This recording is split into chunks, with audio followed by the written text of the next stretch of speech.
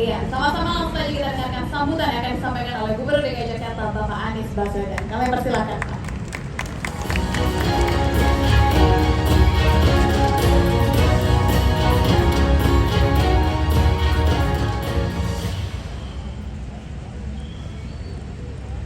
Yang terhormat Ketua Tim Penggerak PKK Provinsi DKI Jakarta, yang saya hormati para Kepala OPD yang hadir di sini, seluruh jajaran Pemprov, asisten bangunan, para pimpinan, baik komisaris, direksi, seluruh jajaran BUMD DKI Jakarta, khususnya ITJ dan MRT, yang saya hormati seluruh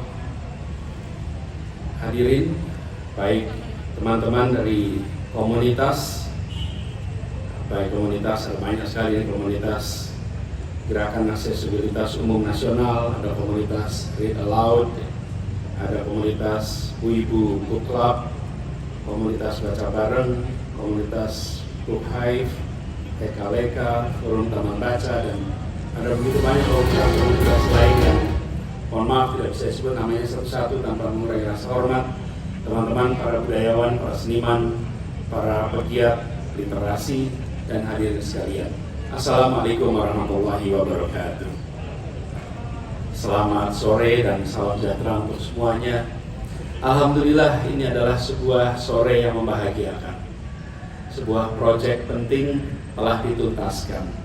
Bukan sekedar soal taman, tapi ini soal literasi. Itu yang membedakan taman ini dengan taman-taman lainnya. Kita beri tepuk tangan kepada semua yang terlibat di dalam proses yang cukup panjang sampai selesainya taman ini. Beberapa bulan yang lalu kita groundbreaking. Pada waktu itu saya sempat sebutkan bahwa taman ini memang namanya adalah Martha Christina Yahahu. Mungkin di antara semua para pahlawan usianya paling muda, karena meninggal di usia 18 tahun. Nah, tapi juga kita sadar bahwa ini sebuah tempat bukan sekedar untuk mengenang masa lalu. Justru ini adalah tempat untuk membangun masa depan. Jakarta, alhamdulillah, tadi sudah ditunjukkan juga rekaman-rekamannya. Kita masuk di dalam jaringan kota literatur dunia.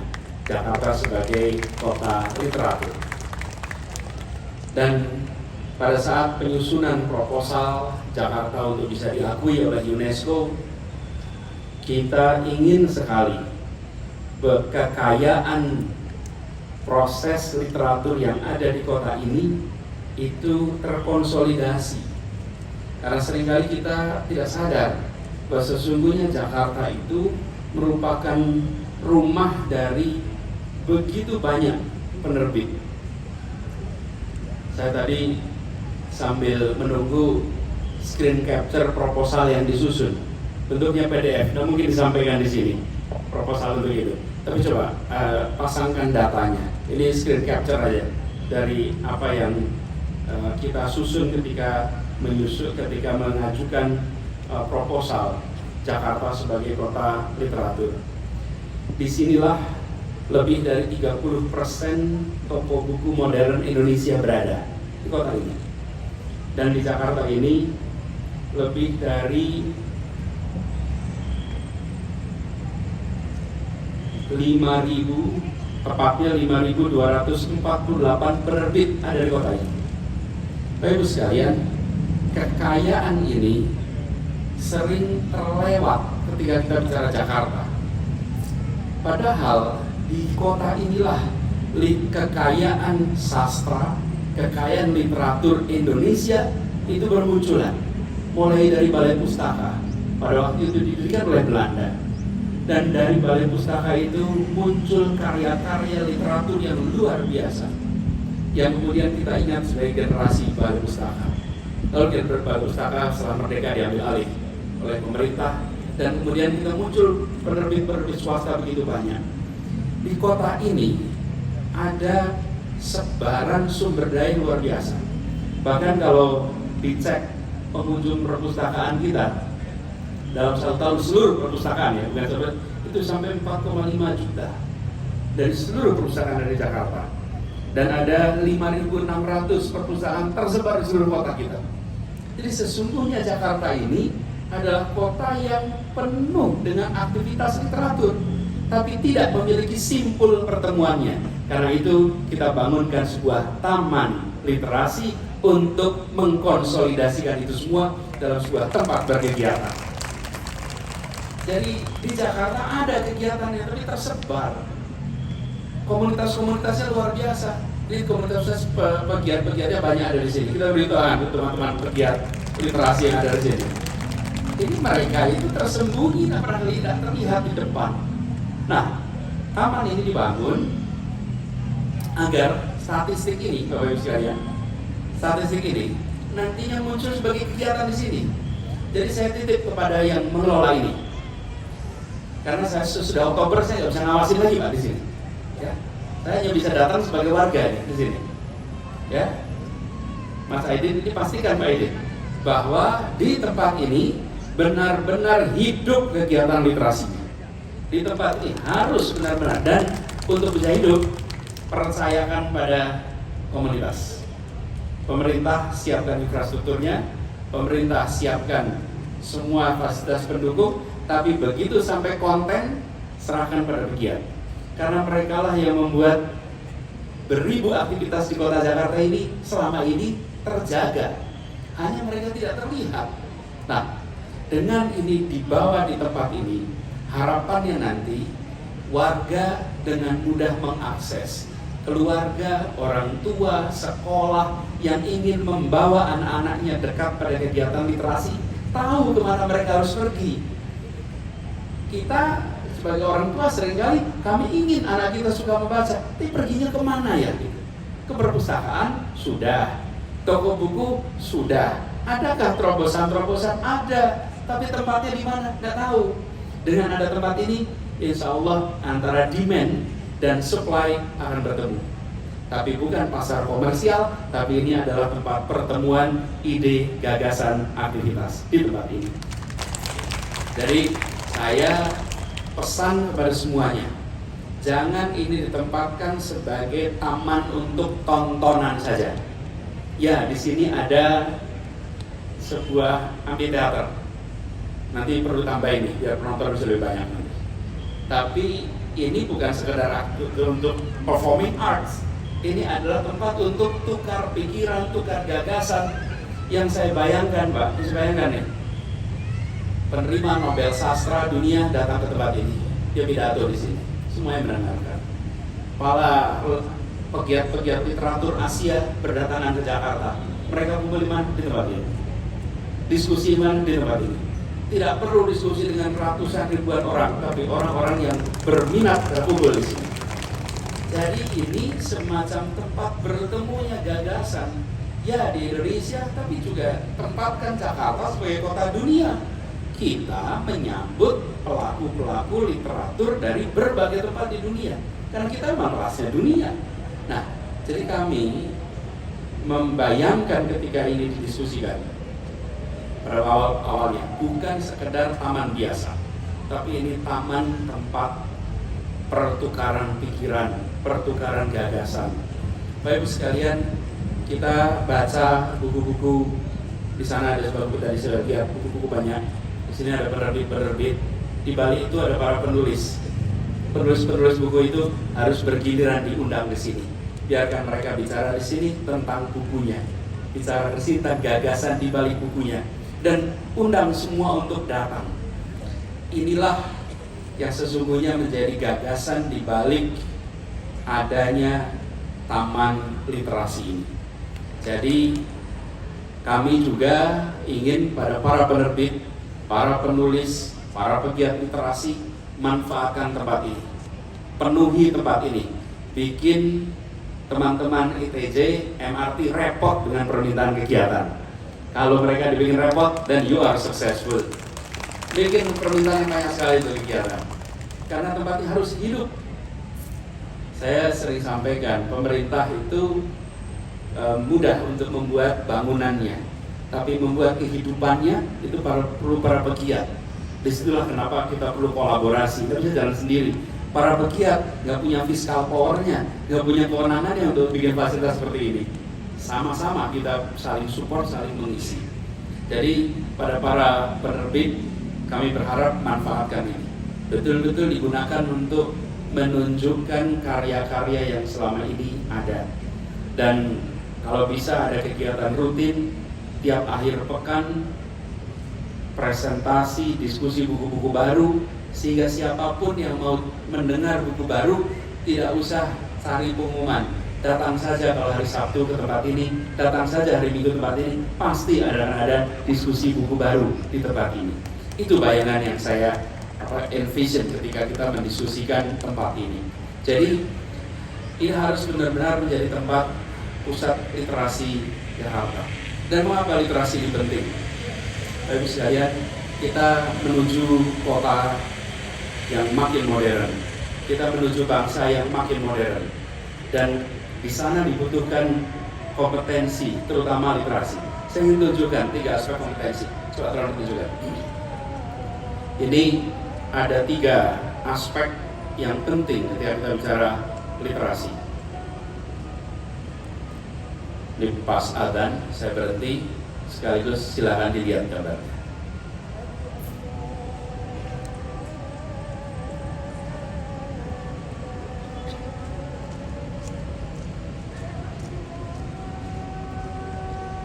Kita tunggu sampai masjid yang terdekat selesai adzan.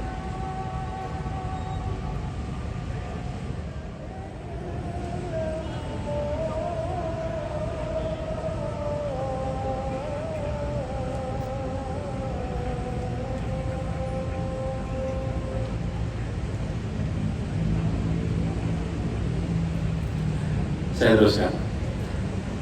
Mengapa literasi menjadi penting? Kita semua sadar bahwa ini yang disebut sebagai keterampilan abad 21, ada mulai dari numeracy, scientific, information technology, financial, cultural, critical thinking, creativity, communication, collaboration. Ini semua ke bawah itu. Pondasinya cuma satu. Pondasinya adalah literasi. Itu yang nomor 1. Kan tanpa itu yang lain tidak dapat. Pondasi 1. Karena itu bila pondasinya itu kuat, maka yang lainnya tumbuh. Kami sering garis bawahi, yang dibutuhkan bukan minat baca, tapi daya baca. Daya baca itu yang dibutuhkan. Minat boleh ada. Kita minatnya cukup tinggi. Hari ini juga banyak minat baca, tapi minat bacanya baru baca yang tipis-tipis. WA group, itu minat baca tinggi, tapi tipis. Kita lebih seperti scanner daripada reader. Scanning aja informasi. Tidak ada proses absorpsi, refleksi, kontemplasi, itu hilang. Nah, kami berharap dengan ada taman literasi ini, kesadaran tentang pentingnya pondasi itu meluas di Jakarta. Itulah sebabnya pilihan lokasinya adalah lokasi yang amat sentral. Sentral apa? Sentral dalam kegiatan mobilitas penduduk Jakarta. Di samping terminal, di samping stasiun MRT, di ujung sana ada stasiun koridor 13. Jadi dan ini nantinya menjadi kawasan TOD. Ini adalah sebuah sentral pergerakan penduduk Jakarta. Di sentral itulah disiapkan taman literasi. Jadi gagasannya adalah ini menjadi tempat perjumpaan karya dengan peminatnya, tempat orang tua dan keluarga sekolah membawa anak didiknya, tempat para peminat literatur menemukan karya-karya menarik, tempat mereka yang berkarya bisa menyampaikan dan ada komunitas yang siap untuk menjemput di sebuah lokasi yang sangat strategis di kota ini. Karena itu kami berharap sekali ini akan menandai babak baru bagi Jakarta sebagai sebuah kota literasi nasional. Dan saya sudah melihat tadi daftar kegiatannya, rencana ada festival taman literasi, ada forum jurnalis, ada kegiatan mingguan, ada glamping literature, ada Jakarta International Writers Festival, ada Jakarta Content Week, ada festival cerita anak, Jak Creative Fest berderet. Pesan saya harus ada aktivitas rutin yang tak perlu undangan. yang semua orang tahu. Kira-kira gini Bapak sekalian, kalau Jumatan itu nggak perlu cari undangan, udah tahu. Pokoknya asal ada dan duhur datang ke situ pasti ada Jumatan. Kira-kira di sini begitu. Setiap Sabtu jam 4:30 sampai jam 8 malam pasti ada kegiatan di sini, pasti ada diskusi di sini. Tanpa perlu undangan bisa datang. Supaya tempat ini tidak kalah dengan pusat-pusat perbelanjaan yang menawarkan segala macam aspek komersial. Di sini ditawarkan ide gagasan untuk memenuhi kehausan pemikiran, dan harapannya itulah yang nanti muncul dari kegiatan di Taman Literasi ini. Saya ingin sampaikan terima kasih. Terima kasih kepada semua yang telah terlibat, yang semua yang telah berkiprah dari mulai perancangannya sampai penyesuaiannya, akhirnya penuntasannya. Jadi saya rasa mereka-mereka yang orang-orang berjasa yang tidak maju ke depan memberikan sambutan, mereka terlibat langsung. Kita beri tepuk tangan untuk mereka-mereka yang terlibat dalam proses pembinaan ini. Dan kami berharap kolaborasi diperluas. Di depan sana ada Peruri, di depan sana ada kompleks M Block, di samping sini ada ada Blok M Plaza, di sini ada kawasan Blok M. Benar-benar hari ini pun segera diperluas kolaborasinya. Dengan begitu kegiatan di tempat ini betul-betul bisa langsung bergerak dengan amat cepat. Secara khusus saya ingin sampaikan terima kasih kepada teman-teman di ITJ selaku pengelola kawasan ini, dan juga pada teman-teman tim di MRT jaga spirit kolaborasinya. Pada teman-teman pegiat, para aktivis komunitas literatur, terus gerakkan sehingga aktivitas di tempat ini penuh dan kesibukan menjadi penanda Taman Literasi. Izinkan saya mengakhiri dengan mengucapkan kalimat pembukaan dengan mengucap Bismillahirrahmanirrahim pada hari ini, hari Minggu, tanggal 18 September tahun 2022. Taman Literasi Martha Christina Tiahahu secara resmi saya nyatakan digunakan.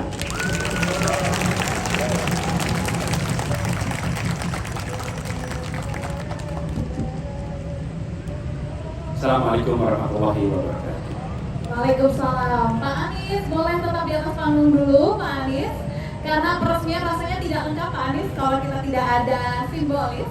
Dengan hormat, saya akan mengundang kembali Pak Aprindi dan juga Bapak Aidin untuk turun naik ke atas panggung, dan kita akan melakukan prosesi peresmian. Teman-teman juga boleh disiapkan kembali kameranya untuk bisa mengabadikan momen ini, dan kita akan melakukan penambuhan tifa atau menambuh tifa. Jadi Bapak Ibu sekalian, tifa ini merupakan alat musik khas Indonesia bagian timur, khususnya Maluku. Ya, ada beragam macam bentuk tifa di sini, terbuat dari kayu yang dilubangi tengahnya, dan juga bunyinya nih sebenarnya beragam. Saya mau tanyakan dulu nih, Pak Apriti, Pak Aidin, Pak Anies sudah siap? Ini dari boyband apa? Boleh disebutkan? Oh, bukan boyband ya, enggak, kita nggak main musik ya Pak ya, nggak apa-apa. Baik, kalau gitu dalam hitungan saya Bapak Ibu sekalian, 3, 2, 1. Dengan ini Taman Literasi Martha Christina Tiahahu resmi dibuka. Boleh berikan tepuk tangan yang paling meriah lagi kepada teman-teman yang sudah hadir di sini. Semoga mimpi dari Taman Literasi ini bisa tercapai, dan mimpi Jakarta sebagai kota literasi juga bisa tercapai. Oke, boleh tetap di atas panggung dulu Bapak Ibu sekalian. Sekali lagi saya ucapkan berarti Taman Literasi Martha Christina Tiahahu telah resmi dibuka, dan untuk menutup acara hari ini saya ingin mengundang kepada yang terhormat kepada Ibu Ferry Farhati untuk turun naik ke atas panggung. Kita melakukan sesi foto bersama. Selanjutnya diikuti oleh Bapak Munjirin selaku Wali Kota Administrasi Jakarta Selatan, Ibu Susi Marsitawati, Kepala Dinas Pertamanan dan Hutan Kota, Bapak Heru Hermawanto selaku Kepala Dinas Cipta Karya Tata Ruang dan Pertanahan, Bapak Reza Palevi, Kepala Badan Pengelola Aset Daerah yang hari ini tidak sempat hadir, tidak apa-apa. Selanjutnya kami juga mengundang Bapak Hari Nugroho, Kepala Dinas Bina Marga untuk turun naik ke atas panggung, Bapak Sarjoko, Kepala Dinas Perumahan Rakyat dan Kawasan Pemukiman DKI Jakarta.